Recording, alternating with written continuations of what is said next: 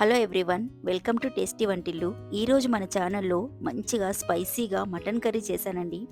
ఈ mutton curry rice, chapati, puri, bagara rice కాంబినేషన్లో సూపర్గా ఉంటుంది. ఎలా చేశానో ఇప్పుడు చూసేద్దాం రండి. ముందుగా హాఫ్ కేజీ మటన్ని 2-3 సార్లు మంచిగా కడుక్కొని ఇప్పుడు దీంట్లోకి 1 స్పూన్ సాల్ట్, 2½ స్పూన్ కారం, హాఫ్ టీ స్పూన్ పసుపు, ఒక చిన్న స్పూన్ ధనియాల పౌడర్, అలాగే 1 ఫుల్ స్పూన్ అల్లం వెల్లుల్లి పేస్ట్ ఇవన్నీ వేసుకొని ఇప్పుడు ఈ మటన్కి ఇవంతా బాగా పట్టేలాగా మంచిగా కలుపుకుందాం. కలుపుకోవడం అయిపోయింది కదా, ఇప్పుడు దీన్ని ఒక హాఫ్ అన్ అవర్ అయితే పక్కన పెట్టుకుందాం. ఇప్పుడు ఇక్కడ మీడియం సైజ్ ఉల్లిపాయని 4 పచ్చిమిర్చిని చిన్నగా కట్ చేసి పెట్టుకున్నాను. ఇప్పుడు ఒక కుక్కర్ని తీసుకొని దాంట్లో కొద్దిగా ఆయిల్ని అయితే వేసుకున్నాను. ఆయిల్ వేడైన తర్వాత ఇందాక కట్ చేసి పెట్టుకున్న ఆనియన్, పచ్చిమిర్చిని వేసుకున్నాను. ఒకసారి కలిపి ఈ ఆనియన్స్, పచ్చిమిర్చి మంచిగా ఫ్రై అవ్వనివ్వాలి. ఆనియన్స్ మంచిగా ఫ్రై అయిన తర్వాత హాఫ్ టీ స్పూన్ వరకు అల్లం వెల్లుల్లి పేస్ట్ని వేసి ఒకసారి మంచిగా కలపండి. అల్లం వెల్లుల్లి పేస్ట్ నూనెలో మంచిగా ఫ్రై అయిన తర్వాత ఇందాక మ్యారినేట్ చేసి పెట్టుకున్న మటన్ మొత్తం అయితే ఇందులో వేసి బాగా కలుపుకోండి.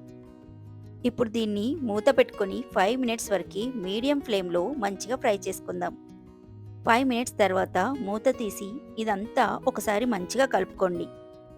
ఇప్పుడు దీన్ని ఇలాగే ఇంకొక 5 మినిట్స్ వరకు మంచిగా ఫ్రై చేసుకుందాం.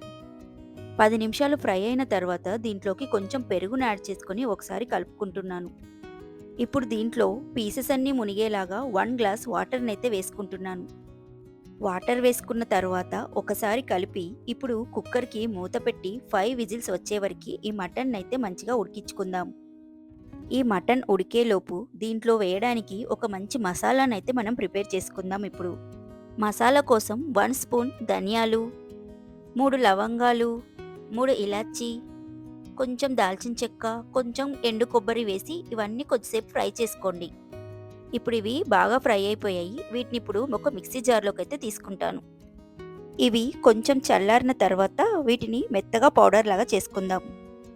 ఇలాగా పౌడర్ అయిన తర్వాత దీంట్లోకి 2 వెల్లుల్లిని వేసుకొని మరొకసారి గ్రైండ్ చేసుకోండి. ఇదిగోండి, వెల్లుల్లి కూడా వేసిన తర్వాత మన పౌడర్ అయితే ఇలాగ మంచిగా రెడీ అయిపోయింది. ఇప్పుడు కుక్కర్కి 5 విజిల్స్ తర్వాత ప్రెజర్ అంతా పోయినాక మూత తీసి ఒక్కసారి కర్రీనైతే అంతా కలపండి.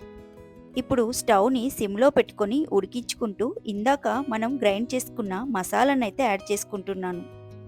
మసాలా వేసుకున్నాక ఒకసారి కలిపి ఈ కర్రీని మీడియం ఫ్లేమ్లో ఉంచుకొని 10 నిమిషాల వరకు ఉడికించుకుందాం.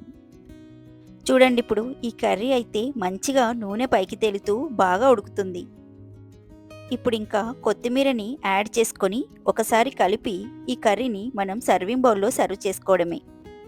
చూడండి, ఈ గ్రేవీ ఎంత బాగుందో.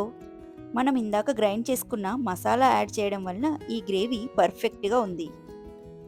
అంతే అండి, స్పైసీగా జ్యూసీగా మన మటన్ కర్రీ అయితే రెడీ అయిపోయింది.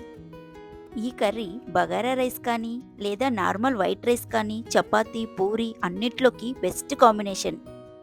చూశారు కదా, ఇంత మంచి గ్రేవీ కర్రీ ఒక్క మసాలా పౌడర్తో స్పైసీగా ఎలా ఉందో. టేస్ట్ మాత్రం చాలా చాలా బాగుంది. ఇలా సింపుల్గా మీరు కూడా ఒకసారి మీ ఇంట్లో ట్రై చేయండి. మీకు నా వీడియో నచ్చితే లైక్ చేయండి, షేర్ చేయండి, సబ్స్క్రైబ్ చేయండి.